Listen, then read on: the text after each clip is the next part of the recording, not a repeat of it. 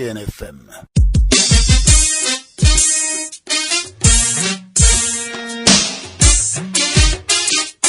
Derken FM, votre radio sur les ondes de la 99.5 MHz, la radio communautaire des jeunes.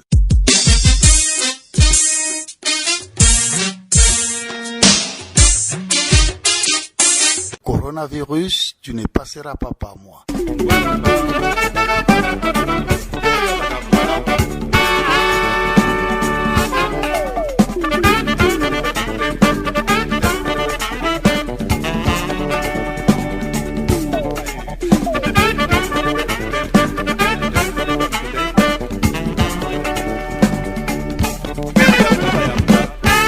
Salut. Ceux qui disent que la fin du monde est proche ont certainement une vision ou ont vu juste. Les signes sont visibles et voir comment les choses se passent dans cette planète Terre, il faut dire avec eux qu'il ne reste plus que quelques temps. Et pour preuve, les gens se précipitent pour le voyage sans retour vers l'au-delà. La Covid-19 est arrivée à pas de géant et entend appuyer sur l'accélérateur. Bien des consignes, recommandations, conseils, appels du gouvernement, des médias, des autorités en charge de la santé, des autorités politiques, religieuses, traditionnelles et que sais-je encore, ont martelé le respect des mesures barrières, mais il y a malheureusement des gens à qui cela ne disent rien. Pas plus tard que la semaine dernière, le président de la cellule de veille du Covid-19 du Nord ne fasse un triste constat et a frappé du poing sur la table à travers des recommandations, je cite, « Aucun regroupement humain ne sera toléré comme par le passé. Afin de limiter les dégâts, il faut redoubler de rigueur quant au contrôle du port systématique du masque, en particulier dans les agences de voyage et aux points de regroupement. » Fin de citation. Le port du masque reste hélas la chose la moins appliquée chez nous. Pourquoi porter le masque? Comment porter le masque? Où peut-on l'avoir? Et comment le fabrique-t-on? Aujourd'hui, nous tenterons de répondre à ces questions dans le cadre de la lutte contre la Covid-19.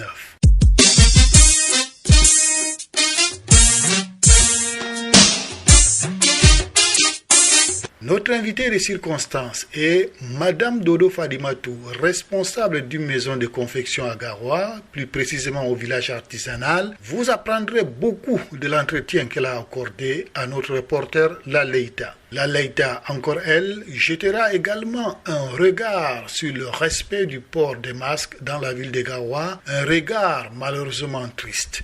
Elle vous rendra compte au cours de ce magazine, tout comme Saliou Mal, qui suit le déroulement des examens officiels en situation de crise du Covid-19, et Laleïta avec les Vox Pop réalisés dans la ville de Garoua autour du port du masque. Et pour votre confort d'écoute habituel, nous écouterons une virgule musicale avant le plan de résistance grâce à la dextérité de Luc Didandi qui a choisi pour vous cette musique. Nous l'écoutons. Ce petit machin appelé coronavirus a mis KO le monde. Ce petit virus a fait célébrer les armes. C'est que les opposants politiques, les jeunes et les syndicats n'ont pu obtenir. Ce petit machin l'a obtenu. On a du temps pour rester en famille. On a appris à connaître nos enfants. Soit pauvre ou riche, on cherche à se protéger contre ce virus. Nous sommes la même chose, nous sommes dans le même bateau. Baba God a des mots d'or, on m'a fait voir. Corona, tu ne fais pas. Mais on te verra en connotation, ça va t'échapper. Tu ne fais pas. Mais on te verra en connotation, ça va t'échapper.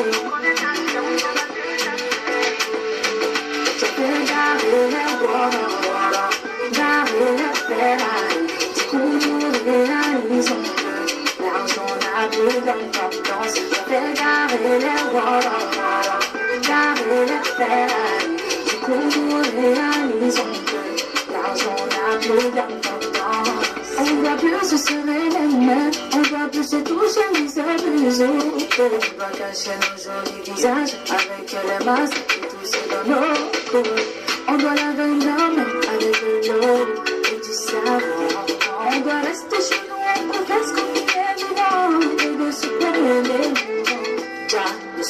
même chose. Nous sommes dans le même bateau. Baba God, I don't know, y'all want my water. Corona, tu me captes. Mais tout est grand, connotation, ça va te jeter. Papa, Manu du Bongo. Reste in peace. En connotation, ça va te jeter.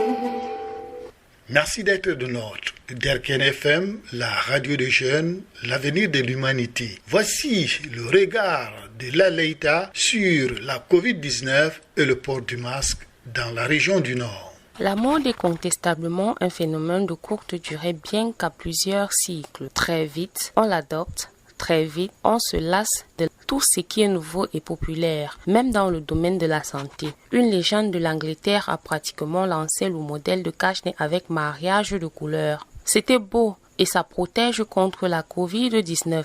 Cette mode a très vite été répandue partout dans le monde. L'Afrique n'était pas du reste et le mariage des couleurs entre le cache-nez et la tenue du jour a fait des adeptes au Cameroun et à Garoua dans le nord. Mais c'était pour combien de temps?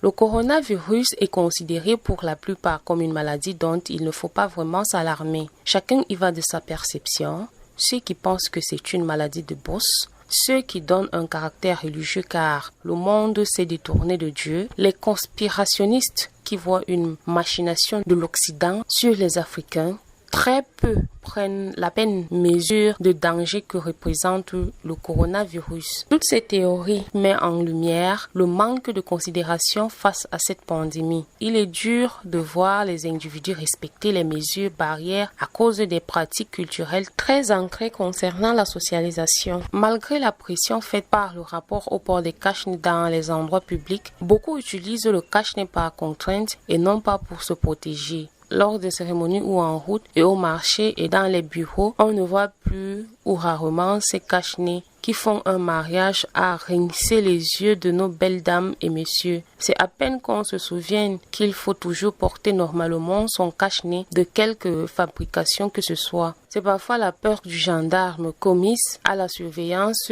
qui rappelle à certains qu'ils ont, en sortant de chez eux, oublié leur cache-nez ou qu'ils les ont dans les poches et sacs à main. Dans le cas contraire, certains ont ces cache-nez tout simplement accrochés à l'oreille ou collés au menton, ce qui est contraire aux recommandations et consignes. Au niveau de l'hôtel des postes de Garoua, la police veille tout comme au carrefour Béac, où les vendeurs de cache-nez de tout genre ont ouvert leur comptoir, aux côtés des hommes en tenue qui imposent l'achat d'un cache-nez à tout délinquant. Décidément, le masque fait tomber le masque. Les irresponsables et autres délinquants sont démasqués. Dans les artères de la ville, malheureusement, les mototaximans et leurs clients veulent rentrer dans l'incivisme d'un autre genre, même s'ils seront les premières victimes. Fort heureusement, il y a encore des clients qui refusent d'emprunter les motos dont les conducteurs ne portent pas les cache-nez. En faisant comme c'est conscient et surtout en portant convenablement et régulièrement son masque facial, on barre le chemin au Covid-19. Saliou Mal a également suivi le déroulement des examens officiels en situation de crise du Covid-19. Écoutons le constat qu'il a établi après avoir fait le tour de quelques établissements scolaires au moment où les jeunes affrontent les examens officiels 2020. Reportage présenté par l'Aleïta. Après le pari gagné de la reprise des cours des classes d'examen dans le contexte sanitaire lié au Covid-19, les examens officiels de la session 2020 ont été entamés il y a quelques jours à travers la République. Jusque-là, au vu de l'évolution de ces examens sur le terrain, on peut se targuer de dire plus de peur que de mal. Aucune alerte signalée, aucun suspect lié au Covid-19 détecté. Pour en arriver à cet exploit, les responsables en charge de l'éducation ont pris une batterie de mesures allant de la sensibilisation à la campagne d'information et des actions sur le terrain. Au lycée bilingue de Garoua, par exemple, Le campus est inondé des affiches de sensibilisation sur la pandémie, une stratégie selon les responsables de cette institution de rappeler aux candidats qu'ils se trouvent dans un contexte de la crise sanitaire et dont les mesures barrières sont indispensables. Au lycée classique et moderne de Gawa, outre les informations contenues sur les barbillages spécialement réservés aux examens, on peut apercevoir sur les portes des salles d'examen, les toilettes d'élèves et autres allées des dispositions qui renseignent les candidats sur la condition à tenir. Les actions qui mènent les responsables dans les différents sous-centres d'examen sont nombreuses. La désinfection des salles de classe chaque jour, la multiplication de points d'eau dans les campus pour les lavages de mains, la pose de seaux robinet avec des savons devant chaque salle de classe pour permettre aux élèves de se laver les mains à tout moment, la mise à disposition des matériels essentiels aux infirmeries pour intervenir à tout moment, l'obligation pour tout candidat de disposer d'un gel hydroalcoolique, le respect de la distanciation physique entre les candidats dans les salles de classe pour un effectif de 24, l'interdiction de la vente des denrées alimentaires au sein des campus. L'un des points marquants du déroulement des examens pour cette année est le port de masque facial obligatoire pour tout le monde au sein du campus. Au lycée de Djamboutou, par exemple, à l'entrée de l'enceinte, un dispositif sécuritaire est mis en place pour contrôler tout le monde. Ici, la carte d'accès et le masque facial, condition sine qua non pour être admis dans l'enceinte. Dans d'autres établissements, les responsables en fournissent aux intervenants qui n'en disposent pas. L'on constate une adhésion complète de tous les maillons.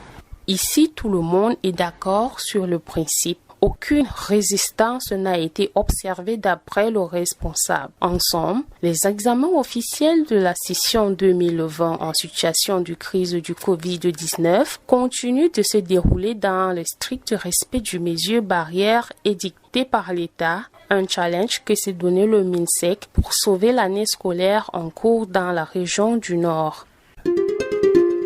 Auditeurs de Derken FM, nous parlons aujourd'hui du coronavirus ou du Covid-19 et surtout de l'utilisation des masques dans la région du Nord. Notre reporter Laleta est allé à la rencontre des hommes et des femmes. Voici ce qu'elle a pu glaner.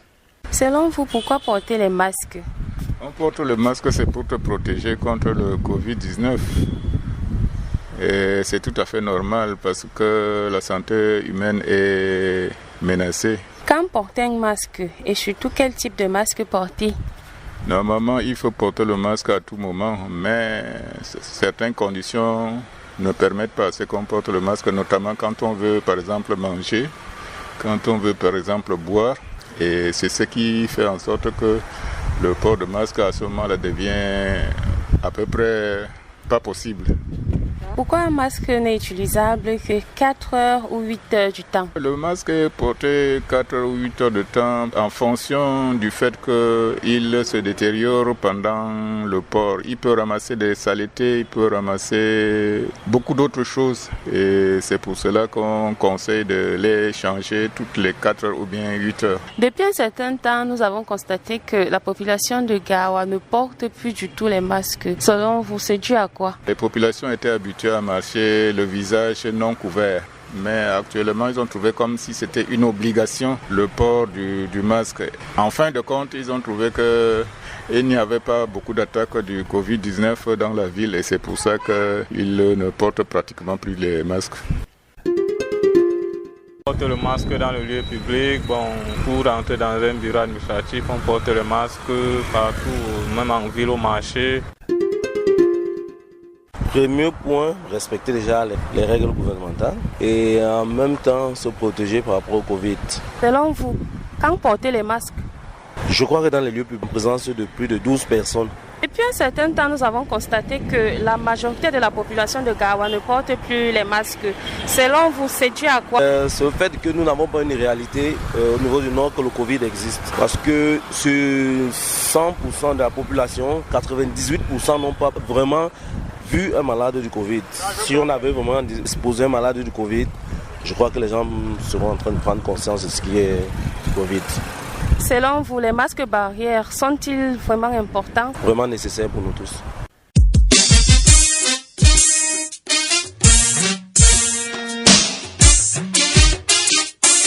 Comme annoncé au début de ce magazine, notre invitée de l'édition est Madame Dodo Fadimatou, responsable d'une maison de confection à Gawa. Je vous la laisse en compagnie de notre rapporteur. Comment vous vous êtes lancé dans la confection des cache-nez et quelles sont vos motivations? Nous avons commencé à confectionner les cache-nez à l'arrivée de la pandémie coronavirus.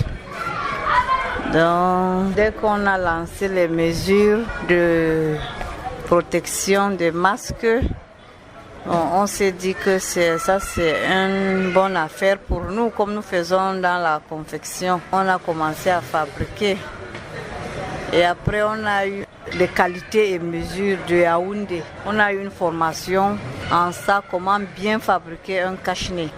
On n'a pas été motivés parce qu'on s'est même plaint que pourquoi nous les artisans ici au nord, l'État n'a pas pensé que nous pouvons confectionner le cache-nez. Tous les cache-nez des dons venaient de Yaoundé.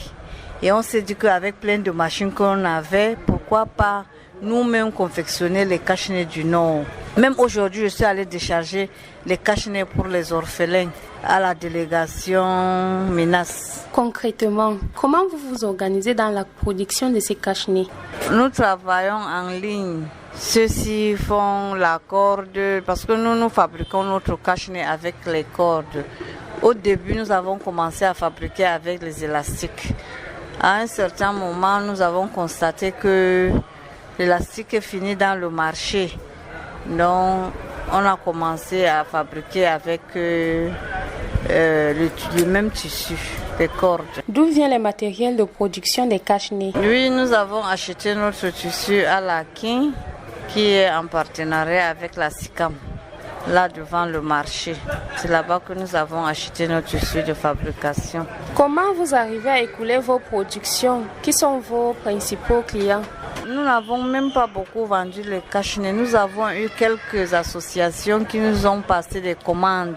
Et nous-mêmes, nous avons distribué les cache-nez parce que nous faisons dans le social. Nous avons distribué à beaucoup d'orphelins, des femmes vulnérables. La plupart de nos cache-nez ont été distribués gratuitement. Quelles sont les difficultés que vous rencontrez dans la confection des cache-nez? On n'a pas eu de difficultés parce qu'on a un spécialiste en ça qui s'y connaît très bien. C'est lui seul qui faisait la finition. Les autres confectionnaient, lui il finissait, il emballait, il finit, il emballait. Donc on n'avait pas eu de problème. Nous avons constaté un relâchement dans le port des cache-nez. Cela affecte-t-il votre business? Oui, tout dernièrement, les gens ne portent plus les cache-nez. Il y a d'autres qui sont restés, les gens n'achètent plus. Beaucoup viennent même demander, au lieu d'acheter, comme ils ont appris que nous partageons, ils viennent demander que Hadja, mon cache-nez, j'ai perdu ou bien c'est gâté. S'il te plaît, donne-moi encore une autre. Donc c'est comme ça. Quels sont les différents types de cache-nez et pour quelle efficacité? Nous avons fabriqué 2 sortes de cache-nez. D'autres, nous doublons. Il y a 2 sortes de tissus. Le tissu qui est un peu plus léger, on double. Et le tissu qui est épais, on ne double pas ça. Et on a travaillé beaucoup avec le tissu léger. Parce que c'était ça qui était plus doux et c'était ça qui était en coton. Y a-t-il une différence entre les cache-nez de chez vous et les cache-nez de la pharmacie? Oui, bien sûr, parce que le cache-nez de la pharmacie est jetable. C'est comme si c'est en papier. Et pour nous, c'est en tissu. Pour nous, c'est plus durable parce que tu peux utiliser ça pendant plusieurs mois même. Parce que si tu laves ça bien, tu mets au soleil, tu repasses et tu réutilises encore. Parce que celui de la pharmacie, même si tu enlèves, tu mets dans ton sac. Demain, si tu veux porter, c'est sale et c'est pas galant. Tu sors avec demain, ça te gêne même devant les gens. Selon vous, comment bien porter son masque? Le masque, tous ces derniers temps, moi j'ai constaté que beaucoup même portent le masque au cou. Nous, quand on confectionnait, on faisait un peu le dessous du nez pour que la personne qui va porter essaie de protéger du nez jusqu'au menton. On fait ce signe-là pour que ça rappelle à la personne en portant qu'il sache que c'est pas seulement le cache-cou, c'est le cache-nez. Comment entretenir son cache-nez quand on n'a pas le moyen d'acheter un autre? Et chaque soir, tu laves ça avec ton savon liquide ou bien ton savon en poudre. Parce que le fait de frotter même le savon en morceaux, ça gâte aussi le cache-nez. Si tu trempes ça avec un peu de savon en poudre, tu laves, tu rinces, tu sèches le matin, tu repasses et tu sors avec ton cache-nez. Tu peux même faire jusqu'à même 1 an avec le cache-nez là, parce que nous avons utilisé un tissu vierge, c'est pas un tissu en couleur ou bien fleuri. Nous avons utilisé une couleur unique. Merci Madame Dodo Fadimatou d'avoir répondu présente à notre invitation. C'est à moi de vous remercier.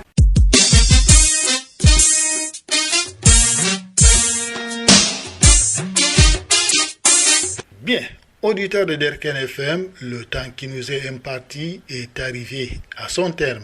Et ne dit-on pas toujours que les bonnes choses ne durent jamais. C'était Coronavirus, tu ne passeras pas par moi. On contribue à l'élaboration de ce numéro, Luc Didandi à la mise en onde, Salut Mal, la Leïta, Hamza était à la collecte, montage audio numérique, la Leïta, la réalisation est de Amani Joseph, la supervision de Memouna Suleiman, chef de chaîne, présentation Isaac Djallaba. Merci une fois de plus aux populations de Gawa qui ont associé leur voix à la production de ce magazine. Coronavirus, tu ne passeras pas par moi. Point final pour cette édition. Si vous avez aimé, eh bien, dites-le aux autres. Quant à nous, nous vous donnons rendez-vous très prochainement pour une autre édition de Coronavirus, tu ne passeras pas par moi. D'ici à là, restez toujours en compagnie de Derken FM.